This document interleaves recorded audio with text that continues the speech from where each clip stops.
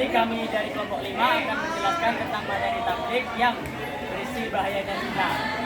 Jangan lupa tonton video kita ya. Assalamualaikum warahmatullahi wabarakatuh. Saya Tufel Hadi Kufi Wijaya dari kelompok 5. Di sini saya akan menjelaskan tentang bahayanya zina. A'udzubillahi minasyaitonirrajim. Bismillahirrahmanirrahim. Wala taqrabu zina innahu kana wahisya wa sa'a sabila. Artinya, dan janganlah kamu mendekati zina. Sesungguhnya zina itu adalah suatu perbuatan yang keji dan suatu jalan yang buruk. Quran surat Al-Isra ayat 32. Dalam surat Al-Isra ayat 32, Allah Subhanahu wa taala melarang para hambanya mendekati perbuatan zina.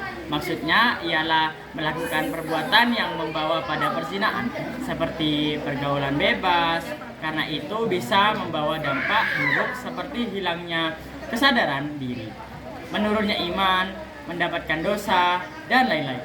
Oleh karena itu, kita harus menjauhi zina dan mendekatkan diri kepada Allah Subhanahu wa taala. Zina menjadi isu yang sangat serius dalam konteks agama, terutama dalam Islam. Dalam ajaran Islam, zina dianggap sebagai pelanggaran berat terhadap hukum Allah.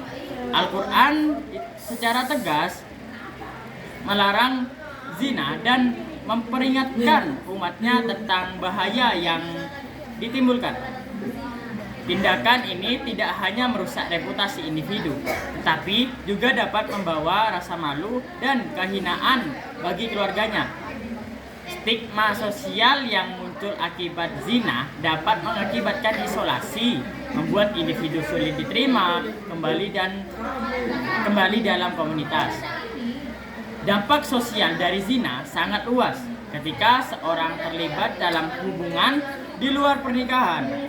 Kepercayaan dalam hubungan keluarga dapat terganggu. Konflik ini yang muncul akibat pengkhianatan ini seringkali berkepanjangan dan menciptakan lingkungan yang tidak stabil bagi anak-anak.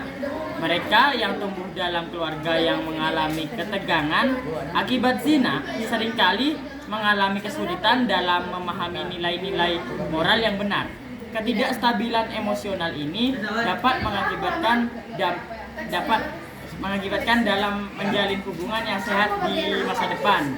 Secara emosional, individu yang terlibat dalam zina seringkali merasakan beban yang berat, seperti rasa bersalah. Ini bisa sangat mendalam, mengingat banyak ajaran agama yang menekankan pentingnya kesucian dan kesetiaan.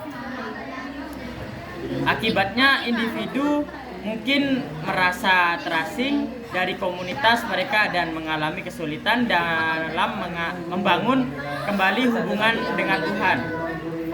Perasaan terasing ini bisa memburuk masalah kesehatan mental seperti depresi atau kecemasan.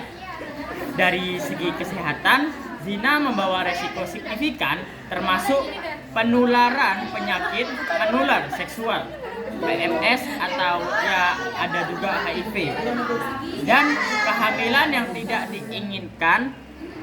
Ini adalah resiko yang tidak hanya membahayakan individu yang terlibat, tetapi juga pasangan sah dan anak-anak yang mungkin terlahir akibat hubungan tersebut. Kehamilan yang tidak diinginkan dapat menciptakan pilihan sulit dan seringkali menambah beban psikologis individu. Pendidikan dan kesadaran mengenai nilai-nilai kesucian dan hubungan adalah langkah penting untuk mencegah zina. Masyarakat perlu diajarkan tentang pentingnya membangun hubungan yang sehat dalam konteks pernikahan yang didasari oleh cinta saling. Individu akan lebih mampu membuat pilihan yang tepat dan menghindari perilaku merusak.